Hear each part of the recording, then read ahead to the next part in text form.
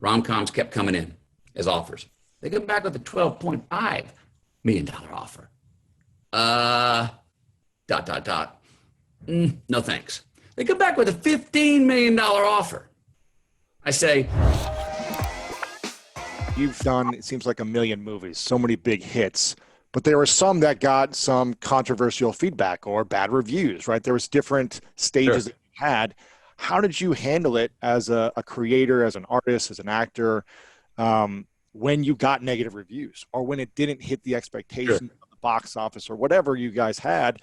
How did you deal with that to say, you know what, I'm not going to let the opinions of others bring me down? Well, they did bring me down sometimes, I have to admit. Really? Look, my favorite word in the world is unanimous. I know I'm never going to get it. There's no such thing, but that's still what I'm chasing. And I know I'm never going to get it. So I'll be underwhelmed for the rest of life. And that'll be fine if I keep enjoying the chase, right? I did this exercise one time. I sat down and I had my publicist gather every bad review over 20 years of work. Not the good review, the bad review.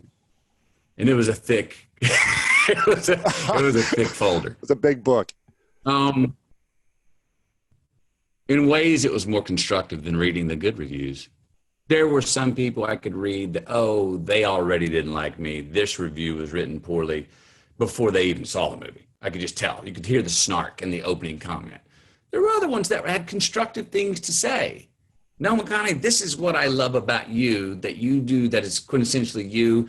And you didn't, I don't know who you were trying to be in this. You missed the mark. You didn't give you that heart that you give, or something that I could say is essential that I can give to every role, no matter what I'm playing. So some of it was very constructive. And I went, you're right. You're right. And had to go back, look in my diaries during those movies. What was I doing? What was I eating? Who was I hanging out with? Where was my mind? How was I feeling about this? Was I working hard enough? Did I prepare enough? Did I get complacent? Oh, yeah, you did. You got complacent there. You thought you had it going. And that's that's actually the scene that this critic's pulling out, saying, you lost me right there, McConaughey. And I'm like, yeah, I was lazy in that scene. So look, other times, there was a real pivotal time in my life when I was on a roll with the romantic comedies. Crushing. Love doing those. Crushing the rom-coms. Like a 10-year-old, just like boom, boom, boom. Took the baton from Hugh Grant and turned up the speed. Let's go, baby. It was great, man. They're fun. I was getting paid handsomely. They were making a lot of money. What the challenge became, though, that was only thing I was getting offered. Ooh. Like, with the success of those, any dramas I wanted to do, the opportunity to do those became less and less and less and less, until it was like, no, McConaughey is the shirtless on the beach rom-com guy. And I remember looking in the mirror going, okay. And yes, I'm shirtless on the beach because those rom-coms are paying the rent for the house I've got on the beach that I'm running shirtless on. Yes, I worked to get that. Yeah. I looked that in the eye. In fact, that is me. Now, that does not mean that it didn't become a thing that became like a pigeonhole. Oh, that's all McConaughey is and does. And it was a time in my life where Camilla and I just had our first child. So, do you have children? No kids, not yet. You'll see when and if you do. Mm-hmm. A man is never more masculine than right after the birth of his first child, and I don't mean macho. I mean the clarity, that Autobahn we're talking about mind, heart, spirit, and loins. It is so clear. The first 6 months after your newborn, don't double down, triple down on any instinct you have, career-wise, relationship-wise, anything. Stock market, just triple down on them. You'll be right. It's an incredible time. Anyway, I had just had a newborn. Camilla had the newborn. So my life was so vital, man. I mean, I was loving harder. I had more rage in the right places. I would get sad more. My emotions, the ceilings and the basements were really incredibly vital. And the rom-coms have a much thinner bandwidth for those emotions, how you can feel about something. The ceiling and the basement are compressed quite a bit, and that's how they're built. Mm-hmm. They're built, you're supposed to bounce along the clouds. They're built to be buoyant. And I was like, I wish I could find some work that would challenge the vitality and great drama I have in my own life. Those things weren't coming to me. So since those things weren't coming to me, I decided to stop doing what I was doing, which was the rom-coms. Now, I'm figuring this is going to be a bit of a dry spell in my career, but I don't know for how long. I shed many a tear on the shoulder of my wife talking about, you know what, I want to make a change. I want my career, some work to challenge the man I am, to challenge the life that I'm living. But I mean, that means I'm not going to go with work for a while. I call my money man. He says, you can take off. You've handled your money well. I call my agent. He goes, do it. I work for you. We got to go ahead. And then I stopped. I said, I moved down to Texas. You didn't see me on the beach. You didn't see me in the rom-com. You didn't see me in the tabloids. You didn't see me anywhere. Rom-coms kept coming in as offers. Nope, nope, nope, nope, nope. And then one comes in, an $8 million offer. I'm going to read this one. I read it. Pretty good. No, thank you. Pass. They come back with a $10 million offer. No, thank you. They come back with a $12.5 million offer. No, thanks. They come back with a $15 million offer. I say, let me read that again. I read it again. Same script, word for word as the original $8 million offer. But at $15 million, ooh, it was written so much better. It looks good, doesn't it? It was more dramatic. I got angles on this. I can make this work. Oh, yeah. I ended up saying no. And that really got the message across to the industry. Okay, McConaughey is serious. He's not doing any rom-coms. Then nothing came in for about 10 months. Nothing. Dry as a bone.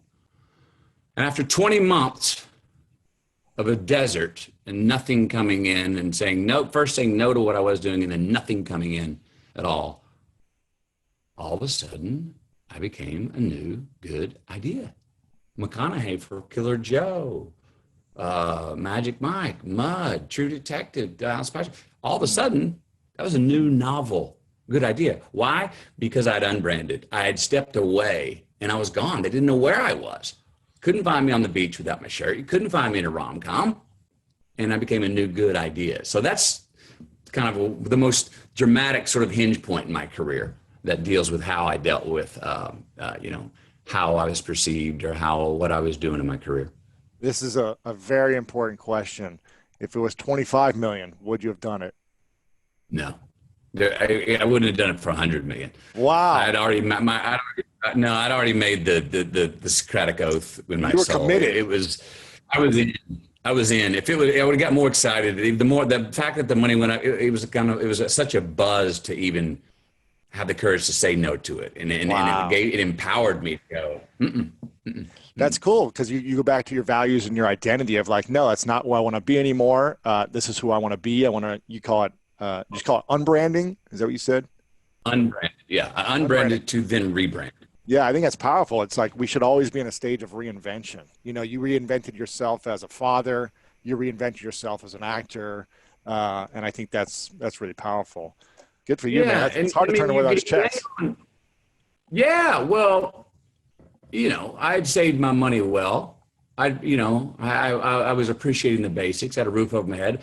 I would have found, honestly, in that 2 years, I considered other vocations. I considered other careers. Like what? During that time. Coach, a high school football team, a teacher, fourth grade teacher, orchestral conducting, wildlife guide, I did a lot of writing at the time. Didn't have a book to put out at that time. I did a lot of writing at the time.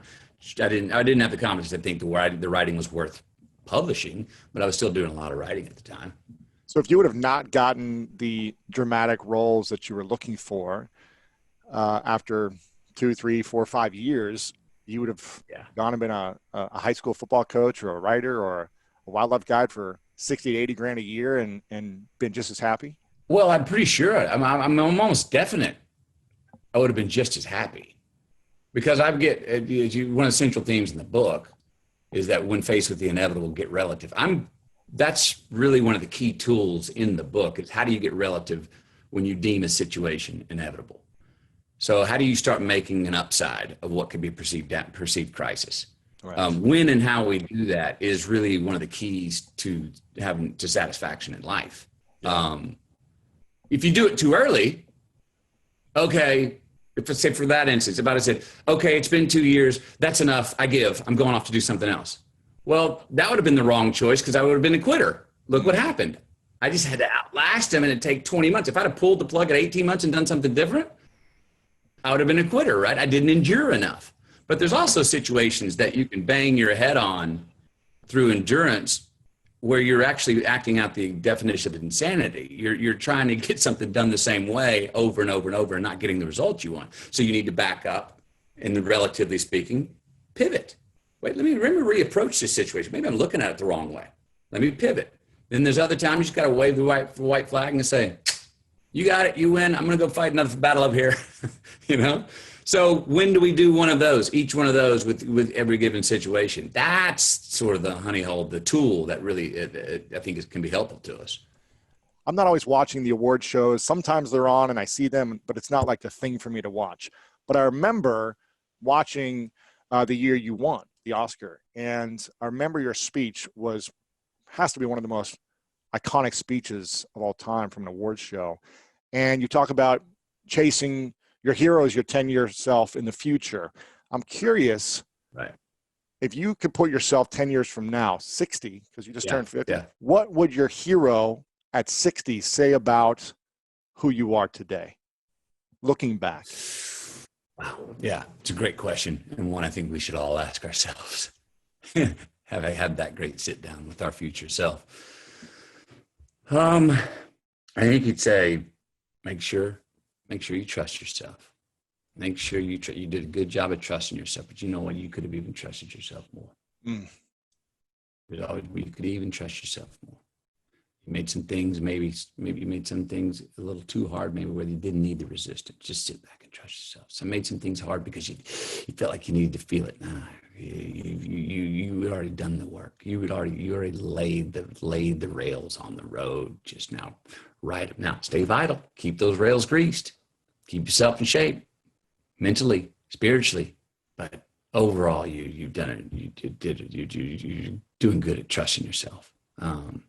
And I'm proud of how my favorite thing about you, 50-year-old Matthew, is that you do give a damn. And sometimes I wish you would have maybe given yourself a break in places where you didn't. But you know what? That's who you've always been. And shoot, now that I look in the mirror at 60, that's who I still am too. So anyway, thanks for getting me here. To 60. It's great to see the kids all out of the house now, and me and our wife Camilla are having a great time, kind of like a honeymoon again. The kids are out of the house and we've got a new season in life. And you did a good job being a parent. You were a good father. Wow. And that was the thing, you always wanted to be. It's the thing we've always known that we wanted to be. The only thing we ever knew we wanted to be. And you weren't perfect as a father, but you did a doggone damn good job as a father. Oh yeah, and let's keep rocking. Let's keep living. Yeah. Yeah. That's a beautiful reflection of your future hero. I just haven't had one of those before. Yeah, I had till just now. I haven't really thought about it that way. And thank you for asking that question. If you want more greatness in your life, then you got to check out this video right here. And if you're successful, you have respect of peers because you're famous, because you've got more money. The order of what we're telling our children and ourselves to aspire to, it's out of order. It's not in order.